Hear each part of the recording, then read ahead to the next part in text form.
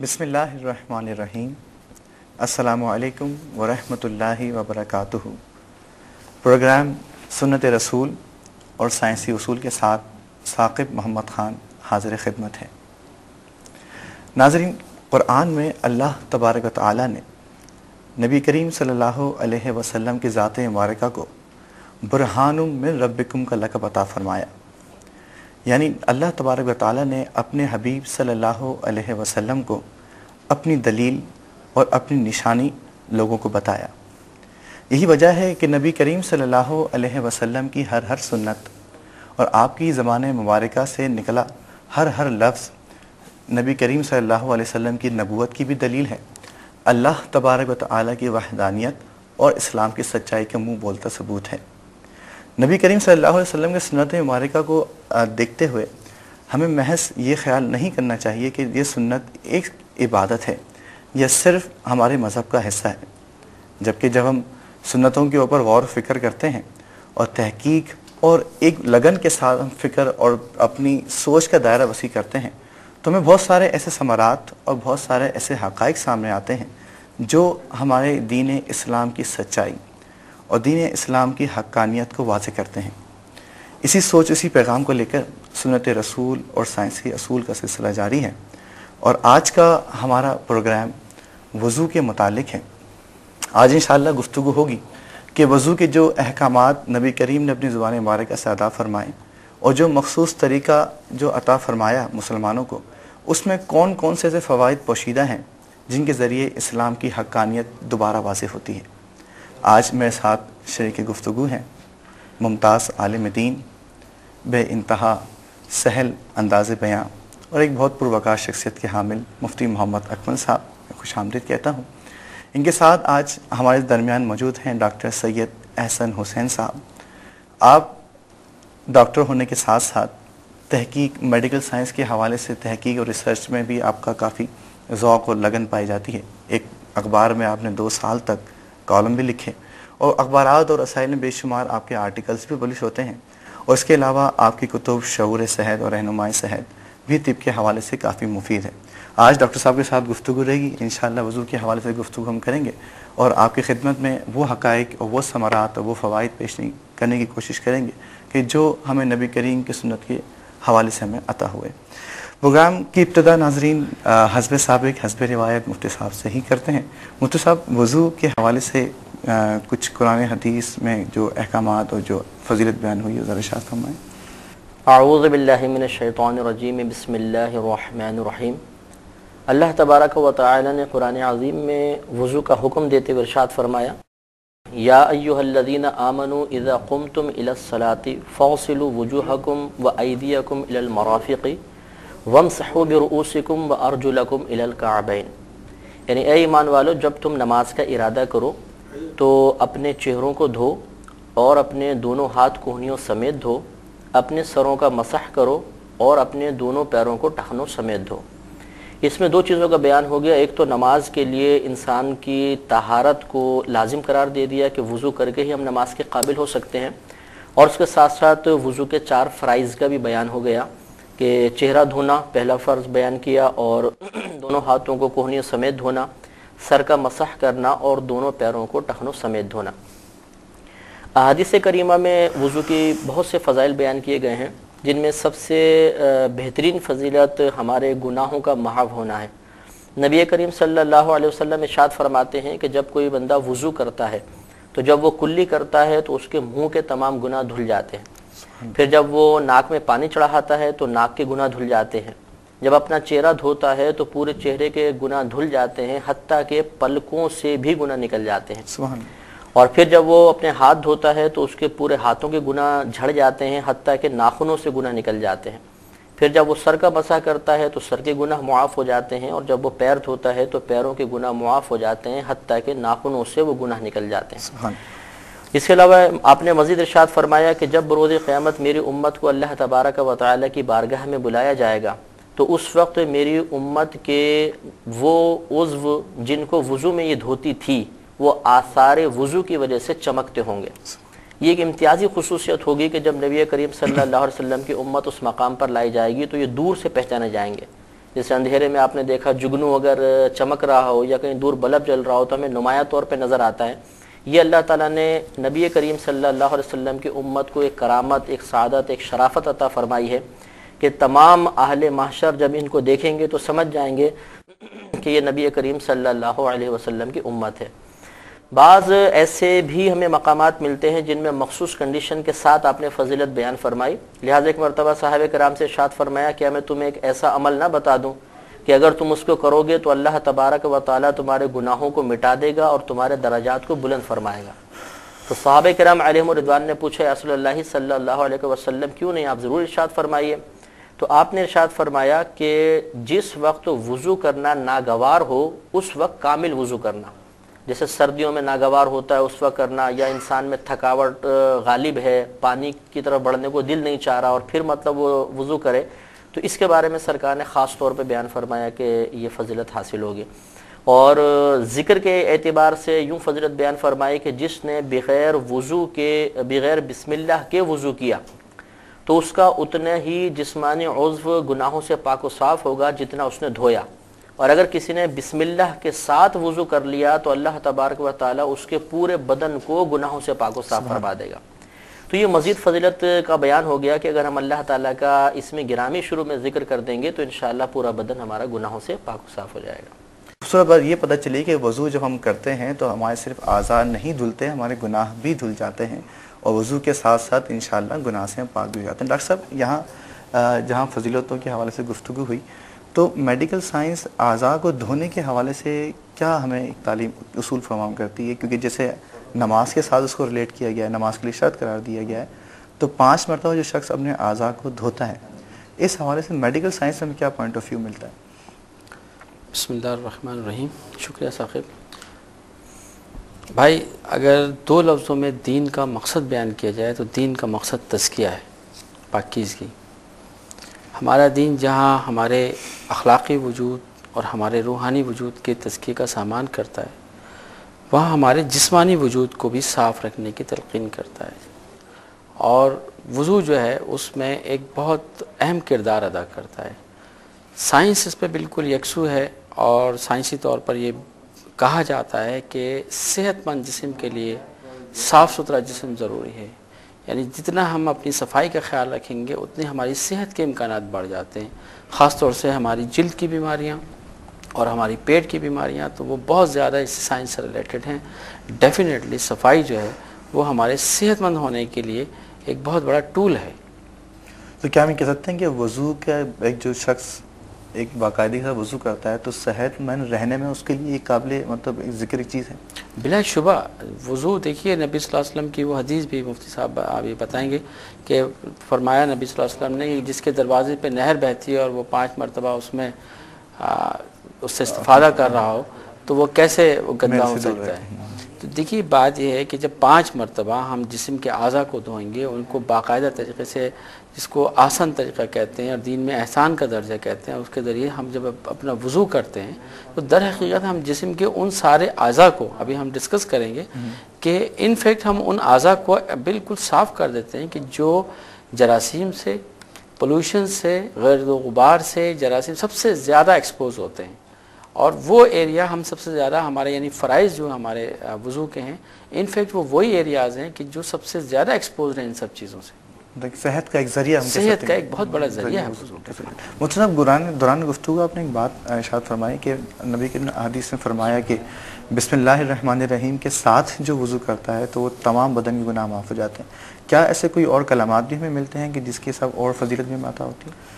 مطلب ابتدا کے اندر تو یہ ہے، ویسے ایک اور ابتدا میں نبی کریم صلی اللہ علیہ وسلم کی طرف سے الفاظ منقول ہیں کہ جو وضو سے پہلے بسم اللہ والحمد للہ کہہ لے تو جب تک اس کا وضو قائم رہے گا اللہ تبارک و تعالیٰ کے فرشتے اس کے لیے مسلسل نیکیاں لکھتے رہیں گے. اور ایک مسلم شریف کی روایت میں ہے کہ جب کوئی وضو کر لے اور اس کے بعد یوں کہہ لے اشہد ان لا الہ الا اللہ وحدہ لا شریک لہ واشہد ان محمدا عبدہ ورسولہ تو اللہ تبارک و تعالیٰ اس کے لیے جنت کے 8 دروازے کھول دیتا ہے. تو یہ اذکار کی فضیلت اول اور آخر کے اندر آئی ہے. اور ایک روایت کے مطابق اگر کوئی وضو کرنے کے بعد 3 مرتبہ انا انزلنا پوری صورت پڑھ لے گا تو اللہ تبارک و تعالیٰ اسے 1000 شہیدوں کا ثواب عطا فرمائے گا. یہ بھی بعض روایات میں آیا. تو اس طرح اذکار کی فضیلتیں منقول ہیں. پہلی بات جو مصنف نے ارشاد فرمائی کہ بسم اللہ الرحمن الرحیم کے ساتھ وضو شروع کرنے سے فائدہ یہ ہوگا کہ نہ صرف وہ اعضاء کے گناہوں سے پاک ہو جائیں گے بلکہ پورا بدن آپ کے گناہوں سے پاک ہو جائے گا. اور اس کے ساتھ بسم اللہ والحمد للہ یہ ایسا کلمہ ہے کہ اگر اس کو آپ وضو سے پہلے پڑھ لیں تو انشاءاللہ جب تک آپ کا وضو رہے گا فرشتے نامہ اعمال میں نیکیاں لکھتے رہیں گے. بہت بڑی فضیلت ہے. دوسرا کچھ فرائض کے متعلق ارشاد فرمائیں کہ وضو میں کون کون سے اعضاء دھونا فرض ہیں جو کہ ضروری ہیں.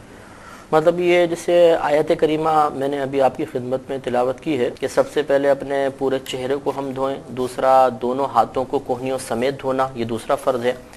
تیسرا اپنے سر کا مسح کرنا، اور چوتھا اپنے دونوں پیروں کو ٹخنوں سمیت دھونا. سر کے مسح کے بارے میں چونکہ اللہ تبارک و تعالیٰ نے کوئی مقدار مقرر نہیں کی ہے، فقط ایک مسح کا حکم دیا ہے. اس میں ائمہ اربعہ کے تھوڑا سا اختلاف ہے. امام اعظم ابو حنیفہ رضی اللہ تعالیٰ عنہ کے نزدیک کم از کم سر کے چوتھائی حصے کا مسح کرنا، یعنی سر کے آپ 4 حصے کر لیں تو ایک حصے کا مسح کرنا یہ فرض ہوتا ہے، اور پورے حصے کا مسح کرنا یعنی پورے سر کا مسح کرنا یہ مستحب افضل ہے. تو یہ 4 فرائض جیسے عرض کیا یہ قرآن میں سے ثابت ہے. ڈاکٹر صاحب اللہ تبارک و تعالی رحمان ہے اور اس کے حبیب صلی اللہ علیہ وسلم بھی رحمت للعالمین ہیں. تو یقیناً ہر حکم میں اور ہر جو ہے ارشاد میں جو حکمت پوشیدہ ہوتی ہے وہ رحمت کی و فوائد کی پوشیدہ ہوتی ہے. اب اللہ تبارک و تعالی نے قرآن کریم میں ان باتوں کو خاص طور پر فرمایا کہ یہ چیزیں دھونا جو ہے وہ ضروری ہے. تو طب کے حوالے سے اگر اس کو ہم دیکھتے ہیں طبی نقطہ نظر سے تو 4 اعضاء ہی کو کیوں اتنا ایمفیسس کیا گیا کہ مطلب ان کو دھونا جو ضروری ہے؟ دیکھیے بھائی یہ 4 اعضاء اگر آپ غور کریں تو موسم کوئی بھی ہو، علاقہ کوئی بھی ہو، عموم میں آپ دیکھیے کہ یہ وہ 4 اعضاء ہیں کہ جو باڈی سے ایکسپوز ہیں. یعنی ہم کپڑوں میں باقی حصے کو ڈھکے ہوئے ہوتے ہیں، ہمارے ہاتھ کھلے ہوئے ہوتے ہیں، ہم ہاف سلیوز پہنے یا فل سلیوز پہنے، خواتین یا مرد آپ دیکھیے کہ ہاتھ کھلے ہوئے ہوتے ہیں عموماً. چہرہ ہمارا عموماً کھلا ہوا ہوتا ہے. اسی طریقے سے سر ہمارا کھلا ہوا ہوتا ہے. پیر ہمارے ہم چلتے ہیں زمین پہ گھومتے پھرتے ہیں، اگر کھلے ہوئے نہیں بھی ہوتے ہیں تو وہ بہرحال بند ہو جاتے ہیں، ہوا ان کو تازہ میسر نہیں ہو رہی ہوتی ہے. تو یہ وہ 4 اعضاء ہیں کہ جو سب سے زیادہ متاثر ہو رہے ہیں دن بھر ہماری ساری روٹین میں آلودگی سے، جراثیم سے، جو میں پہلے ذکر کر چکا ہوں. تو یہ صاف نظر آتا ہے کہ اللہ تعالیٰ کی حکمت اس کے پیچھے اللہ تعالیٰ جانتے ہیں، ہر چیز کو جانتے ہیں، بڑے حکیم ہیں. آپ دیکھیے کہ وہ 4 اعضاء پن پوائنٹ کر دیے کہ جو ایکسپوز ہو رہے ہیں. یعنی اس بات کا امکان کہ ہمارے سینے پر کوئی گرد و غبار پہنچے، ہمارے پیٹ پہ جراثیم پہنچے، اس سے کہیں زیادہ اس بات کا امکان ہے کہ ہمارے چہرے پر، ہمارے ہاتھ پر، ہمارے پیروں پر جراثیم آ جائیں گے، گرد و غبار آ جائے گا، جو ہمارے لیے الٹیمیٹلی صحت کی خرابی کا باعث بنیں گے. ڈاکٹر صاحب نے بڑی پیاری بات ارشاد فرمائی. یہ وہ اعضاء ہیں جو ایکسپوز رہتے ہیں، جو ہر وقت ایک ماحول میں ایک واضح طور پر رہتے ہیں، گرد و غبار میں رہتا ہے. تو اسلام کی حقانیت اور اس کی قرآن کریم کی سچائی کے لیے اگر کوئی ذرا سا بھی غور کرے تو بے شمار ثبوت اس کو قرآن پاک میں بالکل اور حدیث سے مل جاتے ہیں. مطلب اسی گفتگو کو ہم آگے لے کے چلتے ہیں کہ فرائض کے بعد میں چاہوں گا، ناظرین بھی یہ چاہیں گے کہ وضو کا کرنے کا جو طریقہ ہے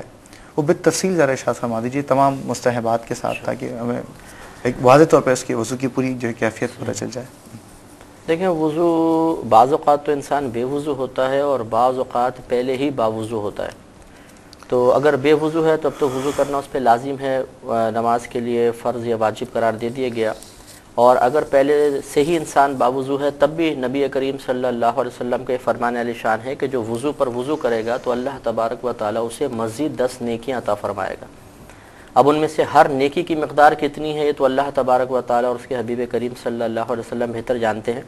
تو بہرحال دونوں صورتوں کے اندر ہم وضو کریں تو کامل وضو ہی کرنا چاہیے، اس مستحبات کے ساتھ، سنن کے ساتھ، فرائض وغیرہ مکمل کرنے چاہیے.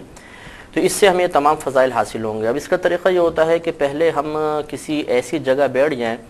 کہ جب وضو کا پانی گرے تو اس کی زمین پہ گرنے کے بعد چھینٹیں ہم تک نہ آئیں. اس لیے فرمایا ذرا بلند جگہ پر بیٹھ کر وضو کرنا چاہیے، اور قبلہ رو ہو کر وضو کرنا یہ مستحب ہوتا ہے.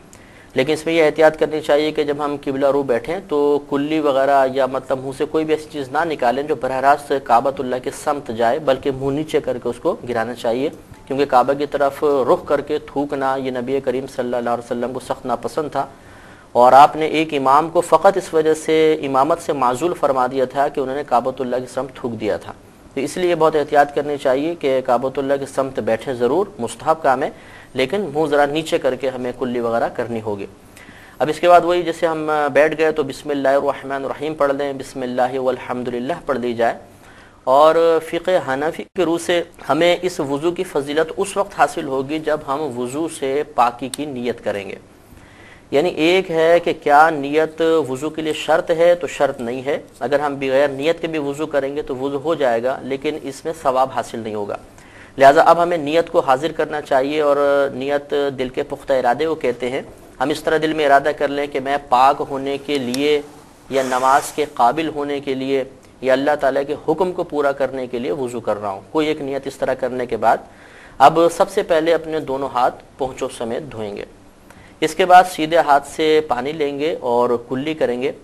کلی کرنے کا شرعی طریقہ یہ نہیں ہوتا جیسے ہم لوگ تھوڑا سا منہ میں پانی ڈالتے ہیں، تھوڑا گھمایا اور پھینک دیا، بلکہ جس کو ہم غرغرہ کرنا کہتے ہیں، گلے تک پانی پہنچانا، یہ سنت موقدہ ہوتا ہے۔ سنت موقدہ کا شریعت میں حکم یہ ہوتا ہے کہ اس کا کرنا باعث ثواب ہوتا ہے،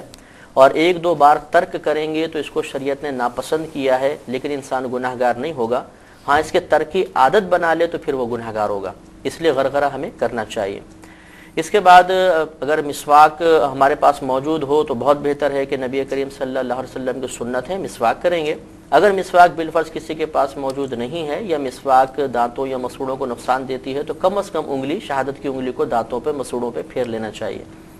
اس کے بعد مزید 2 مرتبہ کلی کریں گے، کیونکہ ہر عضو کو 3 مرتبہ دھونا یہ نبی کریم صلی اللہ علیہ وسلم کی سنت ہے کہ آپ نے 3 مرتبہ تمام اعضاء کو دھویا اور فرمایا کہ یہ میرا اور مجھ سے پہلے انبیاء علیہ السلام کے وضو کا طریقہ ہے۔ شروع سے جو وضو جب ہاتھ پہنچو تک یہاں 3 مرتبہ دونوں ہاتھ پہنچو تک 3 مرتبہ کلی، لیکن اس میں ترتیب وہی ہوگی کہ پہلی مرتبہ کلی کرنے کے بعد مسواک کریں گے، اس کے بعد مزید 2 مرتبہ کلی کر لیں گے، اور 3 مرتبہ غرغرہ کرنا سنت مبارکہ ہے۔ اس کے بعد سیدھے ہاتھ سے ہی پانی لے کر اسے ناک میں چڑھائیں گے۔ یہاں پہ ایک لفظ نبی کریم صلی اللہ علیہ وسلم نے ارشاد فرمایا ہے استنشاق۔ استنشاق کا مطلب کلام عرب میں یہ ہوتا ہے کہ سانس کے ذریعے کسی چیز کو ناک میں اوپر چڑھانا۔ تو اس لفظ سے یہ ثابت ہوتا ہے کہ ہمیں خالی ناک سے پانی لگا نہیں لینا ہے، بلکہ اس طرح چلو میں پانی بھر کر اسے ناک کے پاس لے کر آئیں اور تھوڑا سا اوپر سونگیں تاکہ پانی اوپر چڑھے۔ تو فقہا نے لکھا کہ یہ نرم بانسے تک، جو نرم ہڈی ہوتی ہے، یہاں تک پانی کا چڑھانا سنت مؤکدہ ہے۔ یعنی وہی حکم ہے کہ اگر کوئی اس کو ترک کرے گا، خالی صرف لگا کے اس طرح چھوڑ دیتا ہے، تو وہ اگر عادت بنا لیتا ہے تو گناہ گار ہوگا۔ تو سیدھے ہاتھ سے پانی ڈالنا یہ سنت کریمہ ہے، اور الٹے ہاتھ کی چھوٹی انگلی سے ناک کے اندر کی صفائی کرنا یہ مستحب ہوتا ہے کہ اگر کچھ ہو تو، نہ بھی ہو تو پھر بھی انگلی نتنوں میں ڈالنا یہ مستحب ہے۔ اس کے بعد اب چہرہ دھونے کی باری آئے گی۔ چہرے کی مقدار ہمیں ضرور ذہن کے اندر رکھنی چاہیے کہ جہاں عادتاً یہ پیشانی میں بال جمتے ہیں یہاں سے ابتدا ہوتی ہے لمبائی کے اعتبار سے، اور یہ جو نیچے دانت جمتے ہیں یہ تھوڑے، ایک ہے گلے تک کا نہیں، بلکہ یہ بالکل چن کے یہ نیچے والا حصہ جو ہے یہ لمبائی ہے، اور ایک کان کی لو سے دوسری کان کی لو تک یہ چوڑائی ہے، یہ پورا ہمارا چہرہ کہلاتا ہے۔ اب ہمیں پانی یعنی پہلا فرض پورا کرنا ہے، اور اس میں اللہ تبارک و تعالیٰ نے فاغسلوا کا لفظ استعمال فرمایا۔ تو یہ یاد رکھیں کہ ایک لفظ ہوتا ہے دھونا، ایک ہوتا ہے مسح کرنا، ان دونوں میں فرق ہوتا ہے۔ دھونے کا مطلب تو یہ ہوتا ہے کہ کسی بھی خشک جگہ پر سے پانی کا بہا دینا۔ مثلا آپ تھوڑا پانی لیجئے اور اس کو ڈال دیں، یہ پانی بہہ جائے گا، یہ دھونا ہے۔ اور مسح کا مطلب ہوتا ہے کسی سوکھی جگہ پر تری کا پہنچا دینا، پانی بہانا شرط نہیں ہوتا اس میں۔ تو آپ نے پانی لیا، اس کو گرا دیجئے، اب آپ اس طرح پھیر لیں تو یہ مسح ہو گیا۔ تو اللہ تبارک و تعالیٰ نے یہاں پر دونوں لفظ استعمال فرمایا ہے، فاغسلوا اور وامسحوا۔ تو جہاں جہاں فاغسلوا کے لفظ ہیں وہاں پر دھونا ضروری ہوگا، جہاں وامسحوا فرمایا وہاں پہ چاہے آپ دھو لیں اور چاہے مسح کر لیں، کیونکہ دھونے میں مسح بھی آ جاتا ہے۔ تو اب اس لیے بہت احتیاط کی ضرورت ہوتی ہے کہ بعض ہمارے جو مطلب لوگ مسائل نہیں جانتے، وہ تھوڑا سا یوں پانی لیتے ہیں اور دور سے یوں مارتے ہیں، وہ آنکھوں کے پاس لگتا ہے اور نیچے گر جاتا ہے، حالانکہ چہرے کی مقدار یہاں سے ہے، اور ہمیں پانی بہانے کا حکم ہے کیونکہ چہرہ دھونے کا حکم ہے۔ اب جب ہم یہاں پہ ڈالتے ہیں تو یہاں سے تو پانی بہہ جاتا ہے، لیکن ماتھے پر پانی بہا نہیں ہے، اور یہاں سے پھر ہم یوں اوپر لے جاتے ہیں اور یہاں تک کا یوں مسح کر لیتے ہیں۔ تو یہ حصے کا مسح ہوا، اتنا حصہ دھلا، حالانکہ اللہ تبارک و تعالیٰ نے پورے چہرے کو دھونے کا حکم دیا تھا، ہم نے آدھا چہرہ دھویا، آدھے کا مسح کر لیا، پھر یوں پانی لیتے ہیں، پھر یہاں پہ مارا اور پھر ہاتھ پھیر لیا، پھر یوں مارا اور ہاتھ پھیر لیا۔ اس طریقے سے آدھے چہرے کا مسح ہوتا ہے، آدھے کا دھونا کہلاتا ہے، اس کو غسل کہتے ہیں عربی میں، تو اس سے وضو نہیں ہوا کرتا۔ تو صحیح طریقہ یہ ہوتا ہے کہ آپ دونوں ہاتھوں میں پانی اس طرح بھر لیں اور چہرے کو تھوڑا جھکائیں اور اس طرح ہاتھ اوپر سے اٹھا کے یہاں پہ ڈالیں، یعنی جہاں بال ہیں ہمارے یہاں پہ ڈالیں تاکہ یہاں سے بہتا ہوا پانی نیچے تک آئے۔ پھر تھوڑا پانی لیجئے، کیونکہ جب آپ اس طرح ڈالیں گے تو یہاں تک یا تھوڑا سا آگے چہرہ کور ہوگا۔ یہ جو حصہ ہے جس کو ہم چہرے میں شمار کرتے ہیں کان کی ایک لو سے دوسری کان کے لو تک، یہ حصہ بھی دھلنے سے رہ گیا ہے، لہذا تھوڑا پانی لیجئے، اب اس کو اس طرف سائڈ میں ڈال دیں، پھر تھوڑا پانی لیں اور اس کو اس سائڈ پہ ڈالیں، تو اب ہر طرف چہرے کے پانی بہہ گیا ہے۔ تو آپ نے غور فرمایا کہ ہم 3 مرتبہ ہم نے پانی ڈالا تو پھر پورا چہرہ دھلا ہے۔ تو یہ جو ایک عوامی کانسیپٹ ہے ذہن کے اندر کہ 3 مرتبہ چہرہ دھونے کا مطلب یہ ہے کہ 3 مرتبہ چہرے پر پانی ڈالنا، یہ غلط ہے، بلکہ 3 مرتبہ چہرہ دھونا ضروری ہے۔ اب 1 مرتبہ دھونے میں اگر آپ نے 3 مرتبہ پانی ڈالا تو یہ 1 مرتبہ دھونے کہلائے گا، مزید 2 مرتبہ اسی طریقے سے ہم ڈالیں گے۔ اب اس میں داڑھی کا مسئلہ یہ ہوتا ہے اگر داڑھی آپ کی گھنی ہے تو پھر تو نیچے کھال تک پانی پہنچانا ضروری نہیں ہوتا، صرف بالوں کا دھو لینا ضروری ہوتا ہے۔ اس میں یہ سمجھ لیں کہ پہلے آپ داڑھی کو اس طرح دبائیں کہ جتنے چہرے کے دائرے میں بال نظر آ رہے ہیں بس یہ چہرے کی ان بالوں کا دھونا فرض ہے، نیچے کے بالوں کو دھونا فرض نہیں ہوتا۔ تو اتنا حصہ جتنا ہے اس پہ کم از کم پانی بہہ جائے اگر گھنی داڑھی ہے، اور اگر نیچے کی کھال بھی نظر آ رہی ہے تو پھر نیچے کی کھال تک پانی پہنچانا ضروری ہوتا ہے۔ اب جو نیچے کی داڑھی ہوتی ہے اس میں اس کو اگر دھو لیا تو سنت کریمہ ہے، اور دھو لیا تو مستحب ہے، اور اس کا خلال کرنا سنت کریمہ ہے۔ خلال کرنے کا طریقہ یہ ہوتا ہے کہ الٹے ہاتھ کو اس طرح ڈالیں اور سامنے کی طرف اس طرح نکال لیجیے، تو یہ مستحب طریقہ ہوتا ہے۔ اب چہرہ ہمارا دھل گیا پورا، اس کے بعد اب دونوں ہاتھوں کو کوہنیوں سمیت دھونا ہے۔ یہاں پر بھی آپ دیکھیے کہ فغسلوا کا لفظ ہے ایدیکم الی المرافق، تو یہاں پر بھی ہمیں پورا ہاتھ دھونا ہوگا، یہاں پر بھی کوشش کرنی ہوگی اور تفکر کرنا ہوگا کہ ایسا نہ ہو کہ بعض حصے کا مسح ہو جائے بعض حصہ دھلے۔ تو عوام کو اکثر یہ دیکھا ہے کہ وہ اس طرح ٹوٹی کھول دی، اب اس طرح پانی لے کے 3 مرتبہ ڈالتے ہیں، اب ادھر اوپر تو پانی بہہ جاتا ہے لیکن یہ نیچے جو حصہ ہے یہ عموماً خشک رہتا ہے۔ اب ہوتا یہ کہ یہاں پانی گر رہا ہوتا ہے اور یہاں خالی ہاتھ پھیر رہے ہوتے ہیں، تو اتنا حصہ اوپر کا دھل جاتا ہے اور یہ نیچے کا حصے کا مسح ہوتا ہے، اور اس طریقے سے وضو کامل نہیں ہوتا۔ اس کا صحیح طریقہ یہ ہوتا ہے کہ آپ ٹوٹی ایک مناسب مقدار میں کھول دیں، مثلا یہ دھار ہے،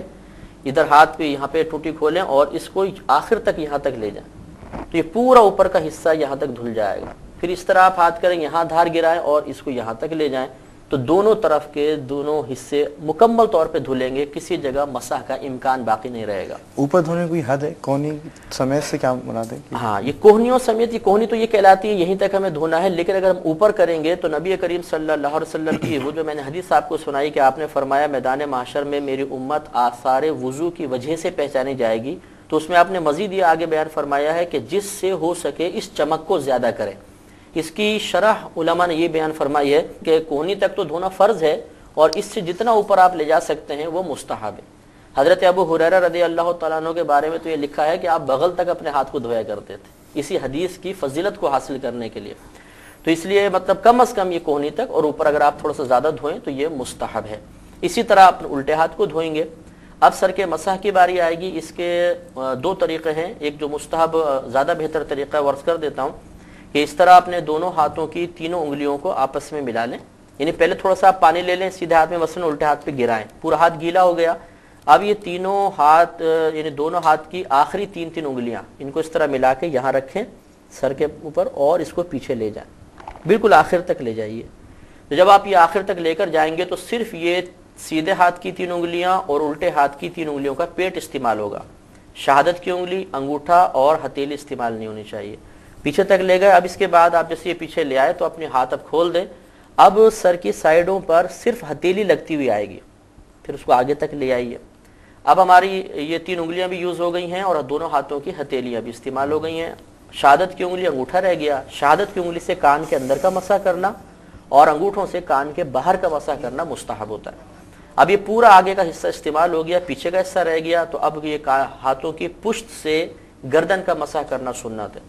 لیکن ایک ہے گلا اور ایک ہے ہماری گردن۔ گردن کا مسح کرنا سنت ہوتا ہے، گلے کا مسح کرنا مکروہ ہے، لہذا اگر ہم یہاں سے یوں آگے کی طرف لے کر آئیں گے تو ہو سکتا ہے کہ گلے پہ ہاتھ پڑ جائے اور یہ مکروہ ایک فعل ہو جائے، لہذا بہتر طریقہ یہ ہوتا ہے کہ یہاں ہاتھ رکھیں، اس کو پیچھے لے جائیے، یہاں ہاتھ رکھیں، اس کو پیچھے لے جائیں، تو اس طرح صرف گدی کا مسح ہوگا، گلے کا مسح نہیں ہوگا۔ اب پیر دھونے کی باری آتی ہے تو پیر کی ترتیب یہ ہوتی ہے کہ پہلے یعنی انگلیاں دھونا سنت کریمہ ہے، اور ترتیب یہ ہوگی کہ پہلے چھوٹی انگلی، پھر اس کے ساتھ، اور پھر یہ انگوٹھے تک ہم آئیں گے، اور الٹے ہاتھ کی چھوٹی انگلی سے پیر کی انگلیوں کے درمیان خلال کرنا مستحب ہوتا ہے۔ یہ انگلیاں دھونے کے بعد پھر آگے پنجہ کریں گے اور پورا پیر یہاں تک۔ اب نیچے کی جو شیپ ہے وہ ذرا گڑھے والی ہوتی ہے ہمارے پاؤں کی، تو ہوتا ہے بعض اوقات ایسا ہے کہ اوپر سے ہم پانی گراتے ہیں اور نیچے ہاتھ پھیرتے رہتے ہیں،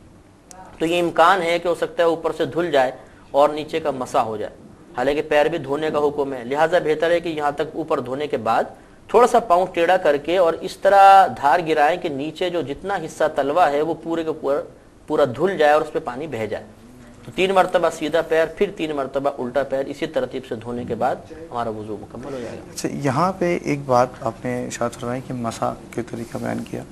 عوام میں کچھ پایا جاتا ہے کہ مسح کرنے سے پہلے وہ چومتے ہیں، تو یہ چومنا کیسا ہے؟ مطلب کہ اس سے وضو میں فرق تو نہیں آتا؟ ہاں، یہ نہیں، وضو پہ تو فرق نہیں آئے گا، یہ ایک عوامی خیال ہے، یہ عوام کے اندر غلط ایک رسم رائج ہو گئی ہے، یہ کوئی نبی کریم صلی اللہ علیہ وسلم کی سنت کریمہ نہیں ہے، تو اس لیے مطلب چومنے کی ضرورت نہیں ہے، اور بس تھوڑا سا پانی لے کر براہ راست سر تک ہم کریں گے، یہ چومنے کی وجہ سے بلکہ وہ ہاتھ یوز ہو جائیں گے اور یہ مناسب نہیں ہے، سیدھے سر پر کریں گے۔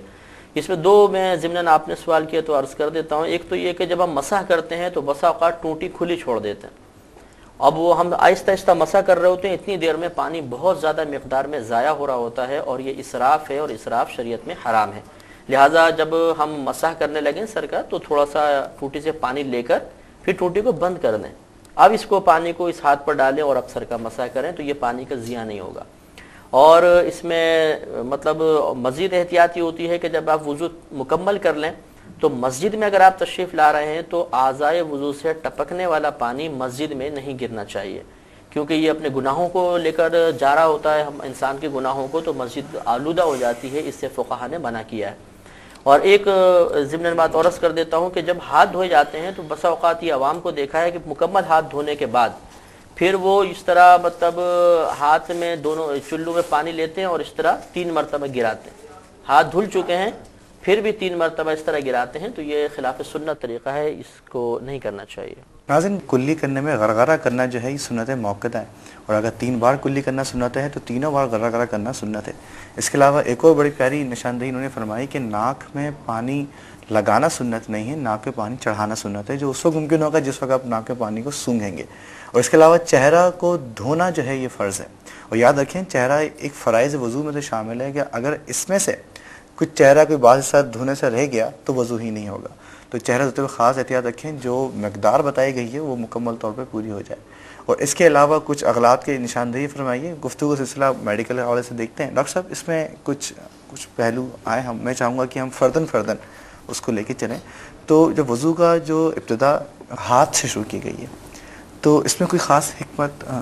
دیکھیے، اس میں بہت خوبصورت حکمت ہے کہ ہاتھ جب ہم دھوتے ہیں تو صرف ایک تو ہاتھ دھوتے ہیں،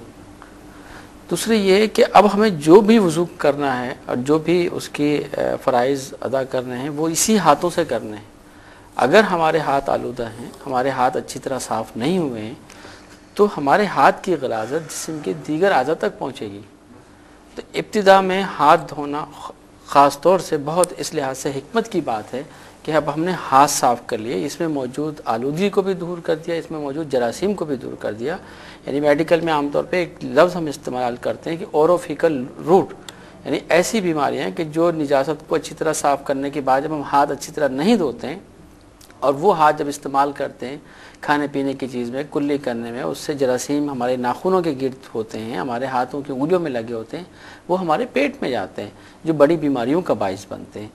تو ہاتھوں کو دھونے میں دونوں ہی حکمت ہیں کہ ایک تو ہاتھ صاف ہو گئے، اور دوسری بڑی حکمت یہ ہے کہ پورے جسم پہ اب جب آپ وضو کریں گے اور جسم کے دیگر اعضاء کو دھوئیں گے تو وہ سب انہی ہاتھوں سے دھونا ہے، تو ان کی پاکیزگی ہر طرح سے لازمی۔ اس کے علاوہ کلی میں غرغرہ کو سنت موقدہ کیا گیا، تو غرغرہ کرنے میں جو گارگلنگ کرتے ہیں تو اس میں کیا مطلب،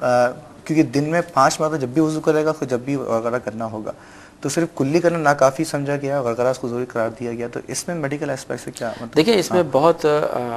کہ ایک تو جب ہم غرغرہ کرتے ہیں تو بعض اوقات ہمارے جسم کے منہ کے اندر دانتوں کے پیچھے کچھ بعض بڑے پارٹیکل غذا کے جمے ہوئے ہوتے ہیں، تو وہ پارٹیکلز، وہ جراثیم ہم غرغرے میں نکال کر پھینک دیتے ہیں، اس لیے کہ غرغرے کے بعد آپ نیکسٹ سٹیپ کے اوپر دانتوں کی صفائی پہ آ جاتے ہیں۔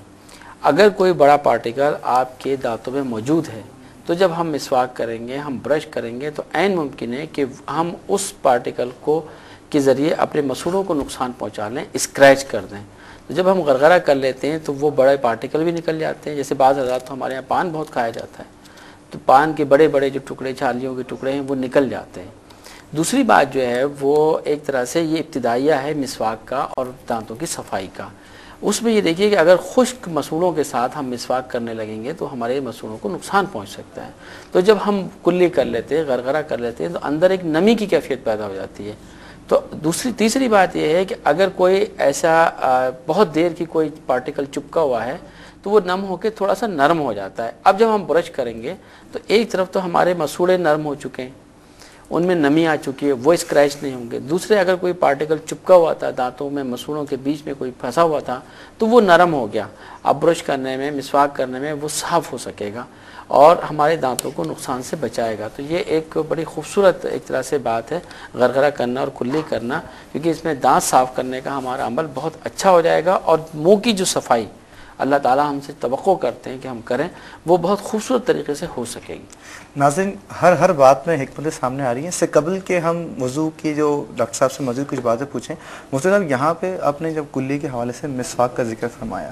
تو ناظرین یہ چاہیں گے کہ مسواک کی فضیلتیں اس کے حوالے سے کچھ بیان فرما دیں کہ مطلب کچھ احادیث ہمارے میں مسواک کو کس طرح سے مطلب بیان کیا گیا ہے۔ یہ بخاری شریف کی روایت ہے، اس سے اندازہ ہوتا ہے کہ نبی کریم صلی اللہ علیہ وسلم اپنی امت کے لیے مسواک کے استعمال کو بہت محبوب رکھتے ہیں اور آپ کی نگاہوں میں اس کی بہت زیادہ اہمیت ہے۔ چنانچہ آپ ارشاد فرماتے ہیں کہ اگر مجھے اپنی امت کی مشقت کا خوف نہ ہوتا تو میں ان پر مسواک کو فرض قرار دے دیتا۔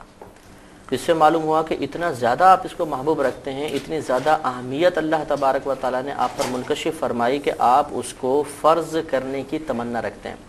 اور سیدہ عائشہ صدیقہ رضی اللہ تعالیٰ عنہ کی حدیث پاک تو انتہائی لاجواب ہے کہ آپ یہ ارشاد فرماتی ہیں کہ مسواک میں موت کے سوا ہر مرض کی شفا ہے۔ سبحان۔ اور اس کے علاوہ حضرت ابن عباس رضی اللہ تعالیٰ عنہ سے جو روایت منقول ہیں اس کے مطابق بے شمار فضائل اس کے بیان فرمائے۔ مسواک کے فائدے جو مطلب ہم دنیاوی لحاظ سے ان کو کہیں کہ فائدے ہیں، مثال کے طور پر جب مسواک کرتے ہیں تو اس سے حافظہ تیز ہو جاتا ہے، یہ معدے کو مضبوط کر دیتی ہے، اس سے نگاہیں تیز ہوتی ہیں، بڑھاپا دیر میں آتا ہے، یہ بلغم کو دور کرتی ہے، خوش بیانی فصاحت جس کو کہا جاتا ہے اس میں اضافہ ہوتا ہے، مسوڑوں کو مضبوط کرتی ہے، دانت مضبوط ہو جاتے ہیں، نظام ہضم اس سے بہتر ہوتا ہے۔ تو غرض یہ کہ کافی اس کے مطلب یہ کہ دنیاوی اور دینی فائدے اس کے بیان کیے گئے ہیں دنیاوی اخروی لحاظ سے۔ ڈاکٹر صاحب آپ کیا کہتے ہیں مسواک کے حوالے؟ دین ہم سے توقع کرتا ہے کہ ہمارے دانت صاف ہوں۔ اچھا، اب اس صفائی کے نتیجے میں دیکھیے ملٹیپل فیکٹرز ہیں کہ جو ہم فوائد ہیں جو ہم لیتے ہیں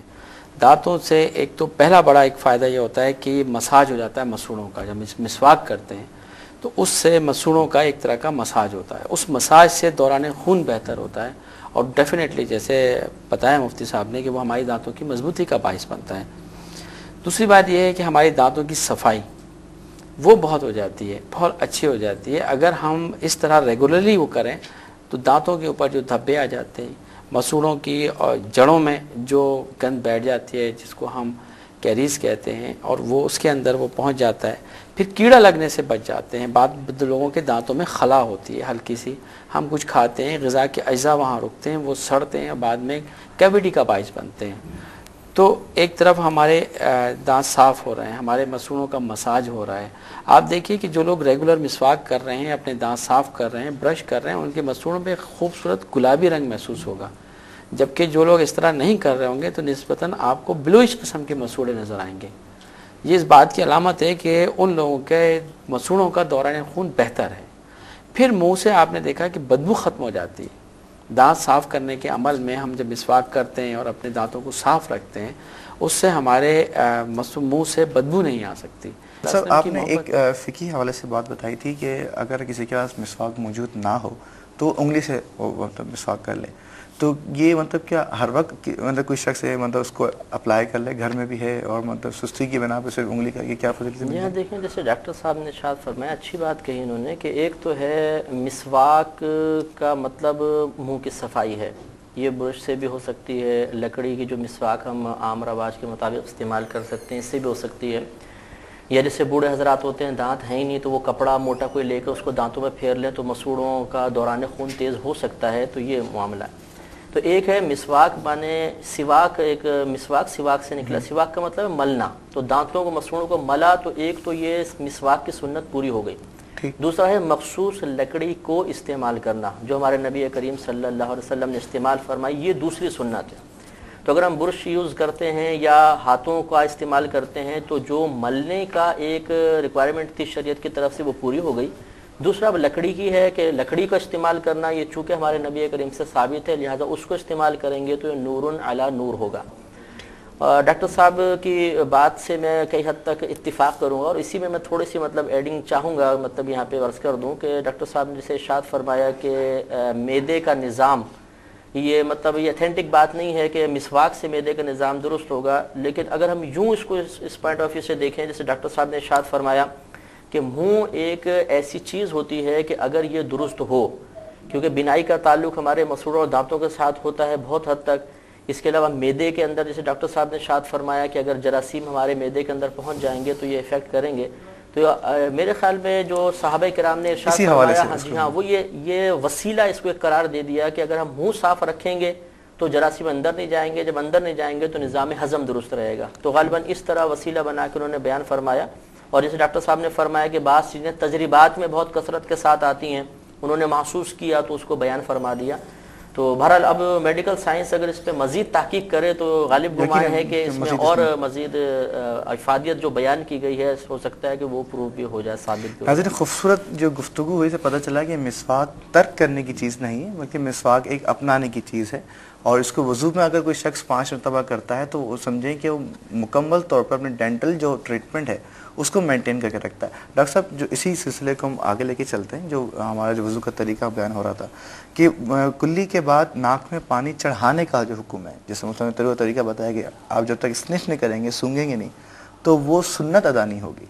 تو اس حوالے سے کیونکہ بالترتیب چل رہے ہیں, پہلے ہاتھ دھوئے, آپ نے بتایا کہ ہاتھ دھونے سے مطلب اس نے تمام جو بقیہ اعضاء کو دھونے کا ایک جو سورس ہے اس کو پاک کر لیا. ناک میں پانی چڑھانے کے حوالے سے کیا میڈیکل کے اصولس اور پرنسپلس ملتے ہیں؟ دیکھیے ساقی صاحب, ناک در حقیقت ہمارے سانس لینے کے عمل کا پہلا ٹول ہے, یا کہہ لیجیے ظاہری ٹول ہے. یہاں سے ہوا اندر پھیپھڑوں تک جاتی ہے, اور اگر ہم وضو میں اپنی ناک کی صفائی کو مینٹین کر لیتے ہیں سنت طریقے سے اندر تک, تو اس بات کا امکان کم و بیش ختم ہو جاتا ہے کہ ناک میں موجود جراثیم,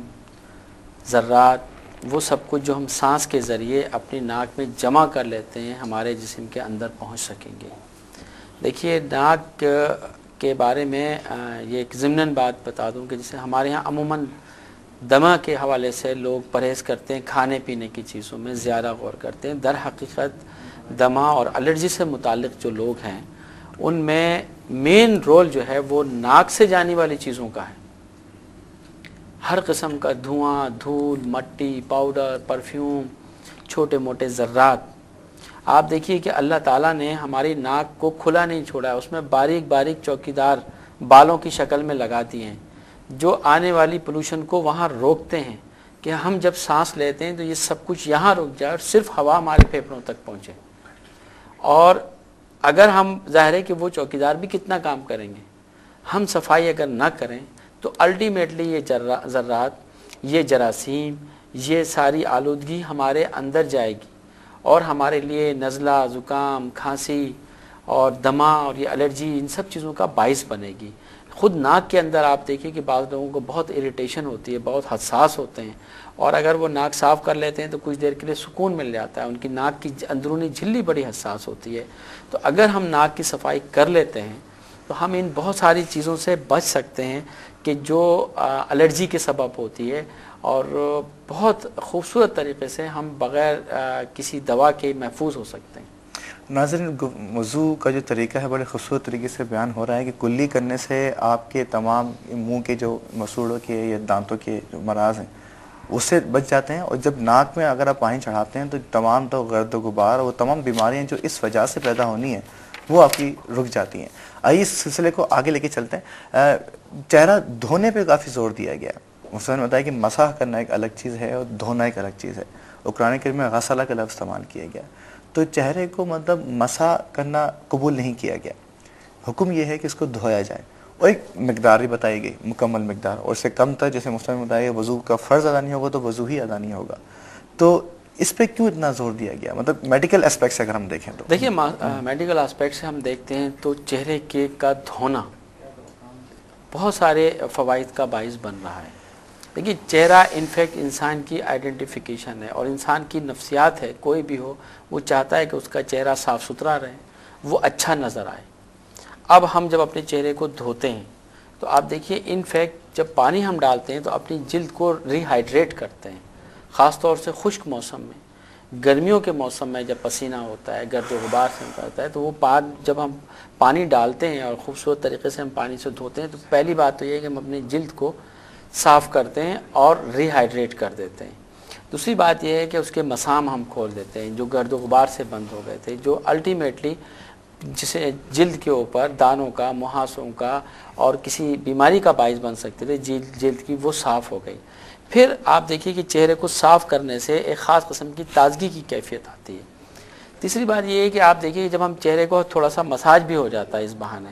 جس سے دوران خون بہتر ہوتا ہے اور اس سے ہمارے چہرے کے اوپر ایک تازگی کی کیفیت آتی ہے۔ جب ہم منہ دھو کر نکلتے ہیں تو یہ محسوس ہوتا ہے باوجود تھکن کے کہ آپ تھوڑا سا فریش ہو گئے ہیں۔ بہت شدید گرمی میں آپ وضو کر کے جب آتے ہیں تو آپ کو لگتا ہے کہ اب چہرے پہ تازگی آ گئی ہے، جراثیم جو ہمارے چہرے کے ارد گرد جمع ہو سکتے تھے وہ صاف ہو گئے۔ اور اسی میں اگر آپ شامل کر لیں ہماری داڑھی کے خلال کو تو آپ یہ دیکھیے کہ ٹھیک ہے صاف کر لیا ہم نے، اگر داڑھی کی جڑوں میں آپ دیکھیے کہ بعض اوقات کیا ہوتا ہے کہ گرمی میں پسینے میں پسینہ جمع ہوتا ہے، ہم بے خیالی میں اس کو اسکریچ کرتے ہیں، اور وہ اگر جلد اسکریچ ہو جائے ہم جب کھجا لیتے ہیں تو بعض لوگوں کے اندر جو ہے وہ دانے پڑ جاتے ہیں، پیپ پڑ جاتی ہے، دانے نکل آتے ہیں، جلد کے مسائل پیدا ہو جاتے ہیں۔ لیکن اگر کوئی شخص اپنا چہرہ دھو رہا ہے بار بار اور اچھی طریقے سے دانتوں میں خلال کر رہا ہے، بالوں کے اندر جو گرد و غبار رک گیا تھا اور بالوں کے اندر جو جراثیم جمع ہو گئے تھے وہ بھی اس طرح صاف ہو گئے۔ اب آپ کا پورا چہرہ جو ہے وہ ایک طرح سے پاک ہو گیا۔ ایک طرف سے آپ کا کاسمیٹک پہلو آ گیا کہ اس میں خوبصورتی میں اضافہ ہوا، آپ کی جو لک کے اوپر فریشنس آ گئی۔ دوسرے آپ جو ہے اس آلودگی سے بچ گئے جو جلد کی بیماریوں کا باعث بن سکتا تھا، چہرے کے اوپر ہوتا تھا۔ بلکہ میں اس میں ایک اضافہ کروں گا کہ آپ دیکھیے فرمایا کہ مونچھوں کو چھوٹا رکھیں، پست رکھیں۔ اب یہ دیکھیے کہ وہ مونچھیں بھی آپ دیکھیے اگر بڑی ہوتی ہیں تو ایون صفائی کے دوران اس میں سے جو ہے پانی ٹپک کر عین ممکن ہے کہ ہمارے منہ کے اندر چلا جائے جو جراثیم کو بھی لے کے جا سکتا ہے۔ تو یہ ایک بڑی خوبصورت بات ہے کہ ہم اپنے چہرے کو صاف کرتے ہیں تو اس سے غالباً اسی وجہ سے اس کو فرض قرار دیا گیا، فرض قرار دیا ہے کہ وہ ہمارے ظاہر ہے کہ آئیڈینٹیفیکیشن ہے ہماری۔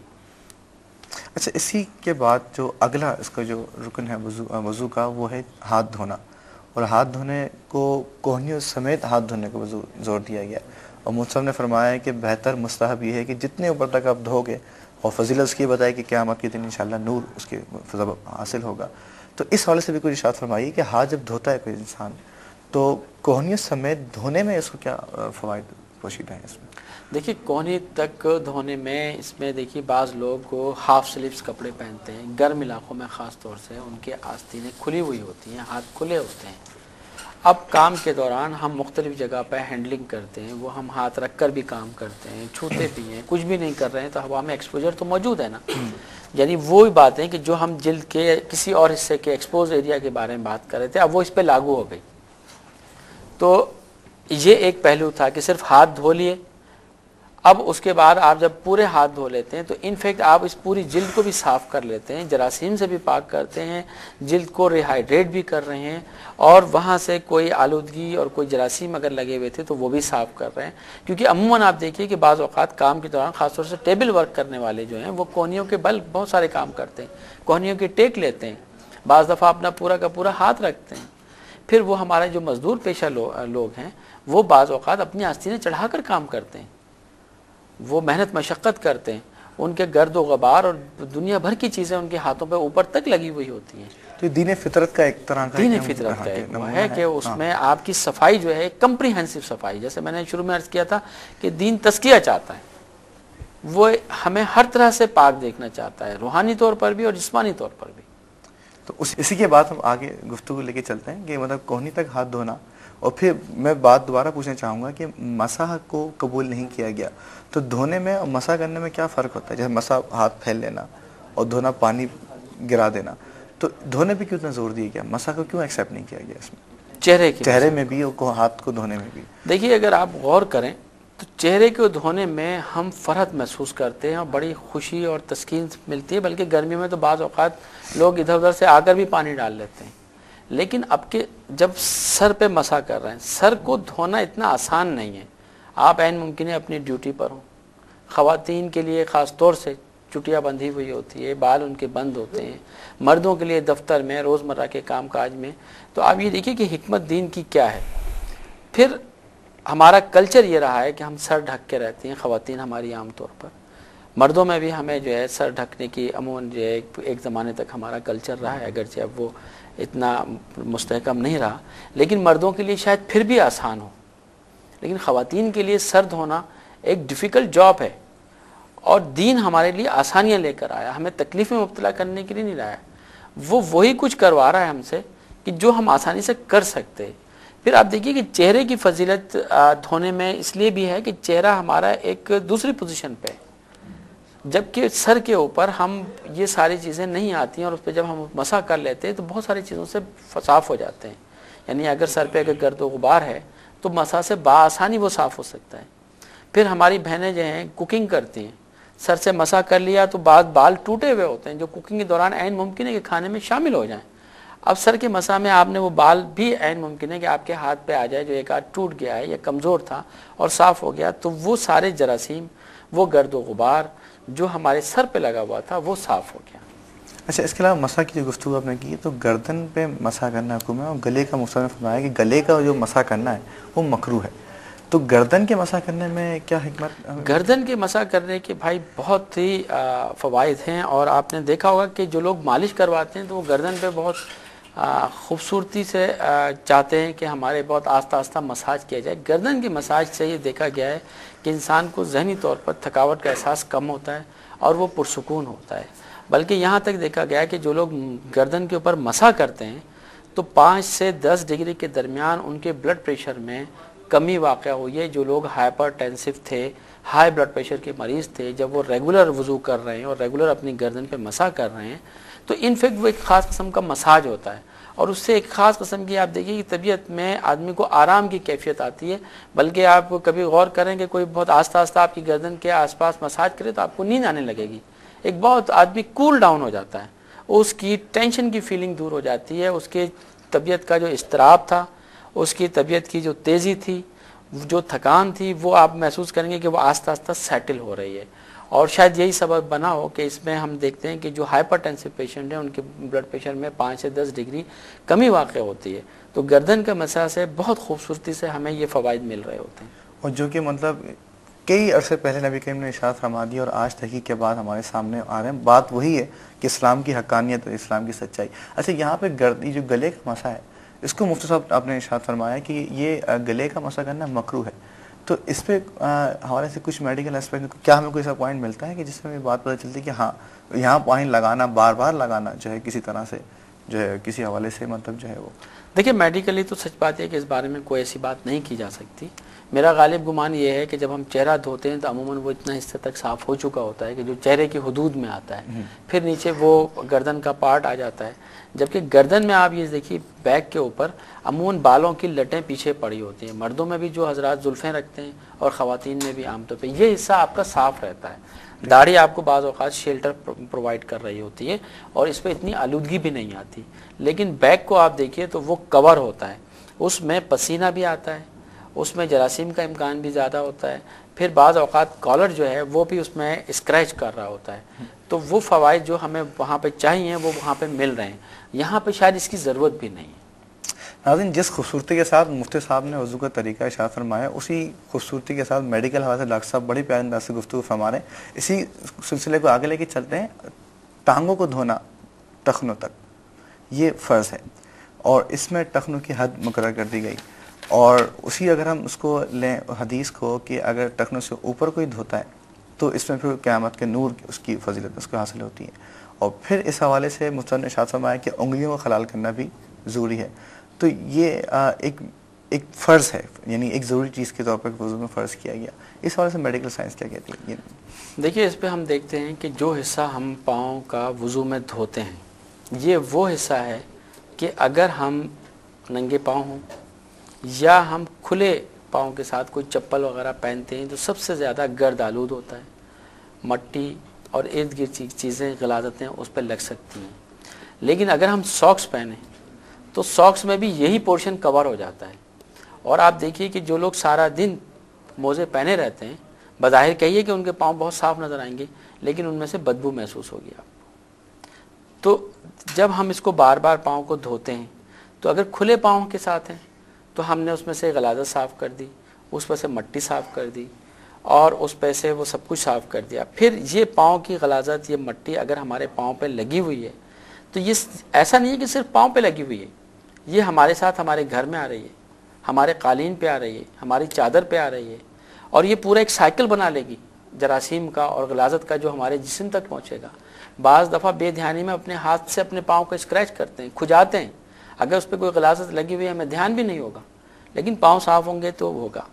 اسی طریقے سے آپ دیکھیے کہ بار بار جو لوگ آفس ورک کرتے ہیں، شوز پہنے رہتے ہیں، سارا دن ان کا پاؤں رہتا ہے، پاؤں بظاہر تو صاف ہے لیکن اس کو جلد کو ہوا نہیں مل رہی، ٹھیک ہے۔ خاص طور سے انگلیوں کے بیچ میں آپ دیکھیے وہ بالکل بند ہو گئیں، اور ایک فنگس ہوتا ہے کہ جو انگلیوں کے بیچ میں ہی ہوتا ہے، اور ان لوگوں میں ہوتا ہے، ہم لوگ عموماً اس کو ایتھلیٹ فٹ کہتے ہیں۔ ایتھلیٹس میں ہوتا ہے جو سارا دن 12 گھنٹے وہ اپنے جوتے پہنے رہتے ہیں اور اس میں پسینہ آتا رہتا ہے اور انگلیوں کے بیچ میں ہوتا ہے۔ تو آپ یہ دیکھیے کہ نبی صلی اللہ علیہ وسلم نے جو فرمایا کہ جناب اس میں خلال کیجیے، اور جب ہم خلال کرتے ہیں تو انفیکٹ ہم اس کو بھی صاف کر دیتے ہیں۔ اس میں میں ایک ضمناً بات بتانا چاہوں گا کہ جو ساتھی موزے پہنتے ہیں اور شوز پہنتے ہیں انہیں یہ چاہیے کہ بعض اوقات وہ گیلے پاؤں کے ساتھ موزے پہن لیتے ہیں اور شوز پہن لیتے ہیں، ایسا کبھی نہ کریں، اس سے فنگس ہونے کا امکان موجود ہے۔ وہ پاؤں کو اچھی طرح دھو لیتے ہیں تو پھر پاؤں کو خشک بھی کر لیں، خاص طور سے انگلیوں کے بیچ میں جہاں انہوں نے اس کو خلال کیا تھا اسی طرح سے اس کو خشک بھی کر لیں، اس کے بعد ساکس پہنیں، تو ایک طرف ہم پاؤں کی بدبو سے بچیں گے، دوسری طرف ہم اس ساری بیماریوں سے بھی بچیں گے۔ مفتی صاحب، میں وضو کے حوالے سے کچھ آپ سے گفتگو کرنا چاہوں گا۔ کچھ باتیں وضو کے بعد کے حوالے سے مستحب ہیں، جو کہ مطلب وضو کرنے کے بعد انسان اس کو کرے تو باعث ثواب ہے۔ جی ہاں، اس میں مستحب یہ لکھا ہے کہ مکمل طور پہ اعضاء وضو کو خشک نہ کیا جائے، یعنی تولیہ وغیرہ یوز کرنا، بعد میں کوئی کپڑا یوز کرنا ہے تو جائز، لیکن مکمل طور پہ اعضاء کو مطلب خشک نہ کر لیا جائے۔ اور اس کی باقاعدہ نبی کریم صلی اللہ علیہ وسلم نے فضیلت بیان فرمائی ہے کہ آپ نے ارشاد فرمایا کہ جو اعضاء وضو پر تری رہ جاتی ہے برود قیامت یہ میزان عمل میں تولی جائے گی۔ اس سے معلوم ہوتا ہے کہ اللہ تبارک و تعالیٰ نے جو اپنے نبی کریم صلی اللہ علیہ وسلم کے ذریعہ میں حکم دیا ہے، اگر ہم اس طری کو باقی رکھیں گے تو یہ بھی حسنات کے پلے میں تولی جائے گی اور ہمارے لیے باعث فضیلت ہوگی۔ اس کے علاوہ یہ ایک روایت ہے کہ وضو کے بعد ہاتھ اس طرح نہ جھٹکے جائیں کہ یہ شیطان کا پنکھا ہے، تو یہ ہاتھ جھٹکنے سے منع فرمایا گویا کہ مطلب اگر فقہا نے لکھا اگر آپ پانی خشک بھی کرنا چاہتے ہیں، کپڑا وغیرہ نہیں ہے تو چہرے کو اس طرح دبائیں تاکہ قطرات ٹپک جائیں، ہاتھ کو اس طریقے سے دبائیں آرام سے کہ قطرات جو ٹپک جائیں، لیکن اس کو اس طرح جھٹک کر نہ کریں۔ اس میں ڈاکٹر صاحب اگر کوئی میڈیکلی کوئی پوائنٹ نکلتا ہوگا تو بتائیں گے، ویسے عام ہم دیکھیں تو یہ لوگوں کے اوپر چھینٹے جائیں گی، اس سے منع کر دیا گیا۔ اس کے علاوہ مطلب اعضائے وضو یہ ایک مستحب طریقہ یہ لکھا ہے اس میں حضرت عمر رضی اللہ تعالیٰ عنہ کے حوالے سے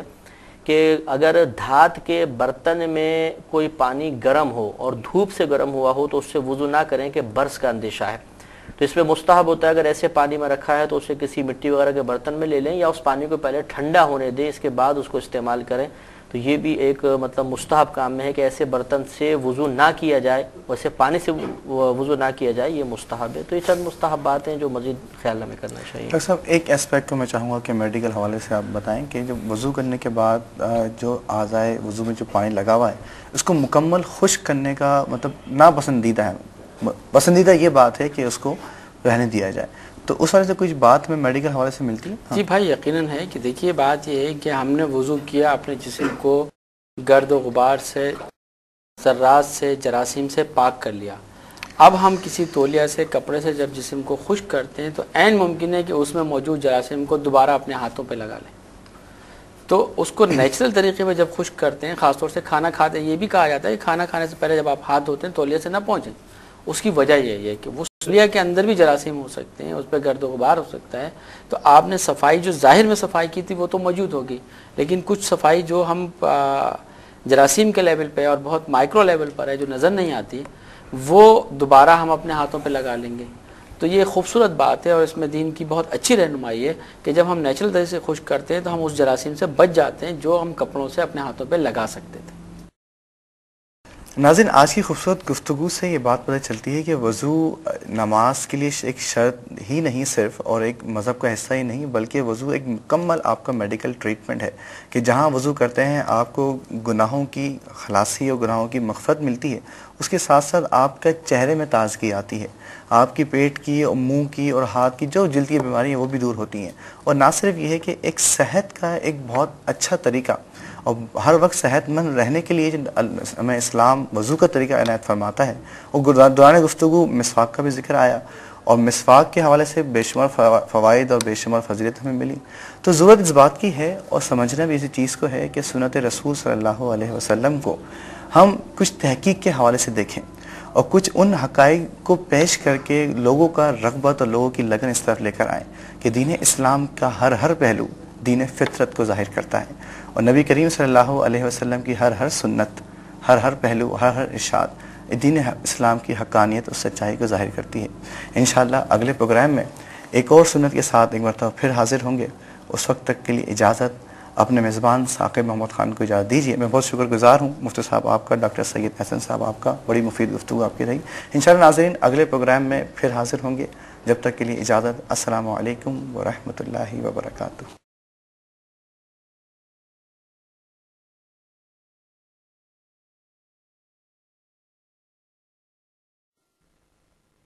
یا صاحب الجمال و یا سید البشر میوں وجہک المنیر لقد نور القمر لا يمكن الثناء كما كان حقه بعد از خدا بزرگ توئی قصہ مختصر خلق سے اولیاء سے رسول اور رسولوں سے اعلیٰ ہمارا نبی اور رسولوں سے